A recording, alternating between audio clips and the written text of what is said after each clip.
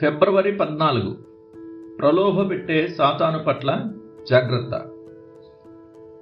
మిమ్మల్ని ఇబ్బంది పెట్టే శత్రువు లేదా సాతాను నుండి మీరు రక్షించబడాలంటే వాడు మిమ్మల్ని ప్రలోభపెట్టేవాడని ముందుగా గుర్తించాలి.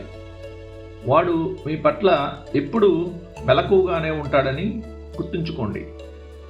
మీ ఆయుధంతోనే మిమ్మల్ని కొట్టడం. ఒక సామెత ప్రకారం క్రైస్తవుని ఆదరణ అనే చెట్టును నరకడానికి సాతాను వాడే గొడ్డలి యొక్క పిడి ఆ క్రైస్తవుని సొంత కొయ్యతోనే చేయబడుతుంది. సాతాను సృష్టించబడిన ఒక ప్రాణి మాత్రమే. వాడు శూన్యం నుండి దేనిని సృష్టించలేడు. క్రీస్తుపై దాడి చేసినప్పుడు వాడు ఏమీ సాధించలేకపోయాడు. ఎందుకంటే క్రీస్తులో వాడికి సంబంధించిన పాపం ఏదీ లేదు. యోహాను సువార్త 14:30. కానీ వాడు మన వద్దకు వచ్చినప్పుడు మన పాత స్వభావానికి సంబంధించిన గర్వం, ఇచ్ఛలు, స్వనీతి వంటి ఆవాసాలను కనుగొంటాడు.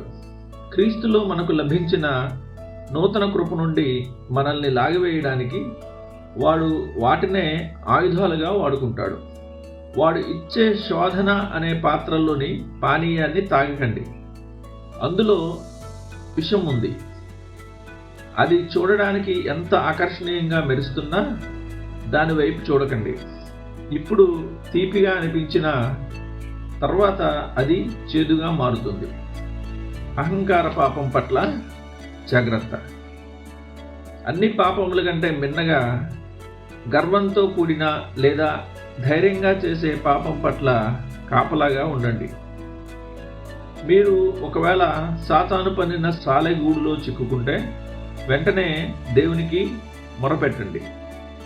ఆలస్యం చేస్తే వాడు మిమ్మల్ని మరింత గట్టిగా చుట్టేస్తాడు. నిజమైన మారు మనస్సుతో మీరు దేవుని పిలవగానే ఆయన మిమ్మల్ని రక్షించడానికి సిద్ధంగా ఉంటారు. మీరు ఎంత త్వరగా పరిశుద్ధాత్మకు లొంగిపోతే మీ ఆత్మకు అంత తక్కువ నష్టం జరుగుతుంది. సువార్త సత్యమే మీ కవచం.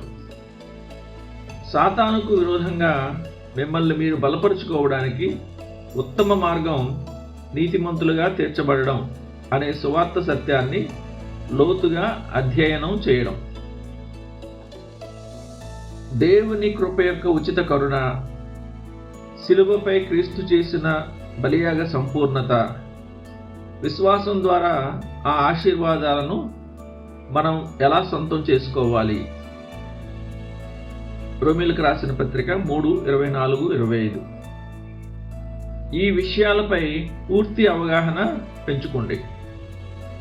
ఒక్కసారి ఈ సత్యం అనే తలుపు గుండా మీ ఆత్మ ప్రవేశిస్తే సాతాను ఆటలు సాగవు. వాడి వ్యాపారం దెబ్బతింటుంది.